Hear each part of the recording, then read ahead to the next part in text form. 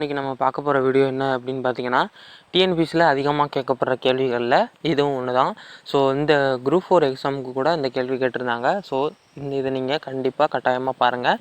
இப்போ பார்த்தீங்கன்னா அமிலங்களும் மூலங்களும், அதாவது ஃப்ரூட்ஸ் அதில் எல்லாம் உள்ள அமிலம், அதோட மூலங்கள்லாம் பார்த்திங்கன்னா இந்த ஃப்ரூட்ஸு அதில் என்னென்ன அமிலங்கள் இருக்குது அப்படிங்கிறத பற்றி பார்க்க போகிறோம். இப்போ பார்த்தீங்கன்னா ஆப்பிளில் என்ன ஆசிட் இருக்குது பார்த்தீங்கன்னா மேலிக் ஆசிட். சரியா, ஆப்பிளில் பார்த்தீங்கன்னா மேலிக் ஆசிட் இருக்குது. அடுத்தது பார்த்தீங்கன்னா எலுமிச்சையில் பார்த்தீங்கன்னா சிட்ரிக் ஆசிட் இருக்குது. அடுத்தது திராட்சையில் பார்த்தீங்கன்னா டார்டாரிக் அமிலம் இருக்குது. அடுத்து தக்காளியில் பார்த்தீங்கன்னா ஆக்சாலிக் அமிலம் இருக்குது. அடுத்து வினிகரில் பார்த்தீங்கன்னா அசிட்டிக் அமிலம் இருக்குது. தயிர் அதில் பார்த்தீங்கன்னா லாக்டிக் அமிலம் இருக்குது.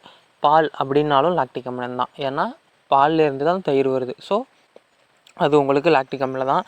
அடுத்து ஆரஞ்சு பார்த்திங்கன்னா அஸ்கார்பிக் அமிலம் தான். அடுத்தது பார்த்திங்கன்னா தேநீர் பார்த்திங்கன்னா டானிக் அமிலம்.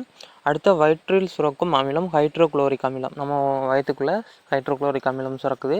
ஸோ அதனால தான் நம்ம சாப்பிடும்போது நம்ம அந்த ஃபுட்டெல்லாம் டைஜஸ்ட், அதாவது செரிக்கிறதுக்கு உதவுது.